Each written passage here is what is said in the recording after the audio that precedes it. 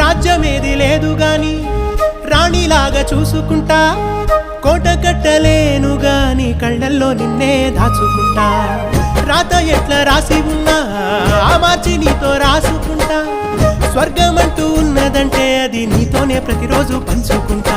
నిన్ను గన్న మీ నాన్న కన్నా అల్లారు ముద్దుగా సాదుకుంటా. నీకు కోపం వస్తే కొంత దూరం ఉంటా, నువ్వు గీత గీస్తే నేను దాటనంటా. కంట నీరు కంటి రెప్ప దాటకుండా కాటుకై కావాలుంటా.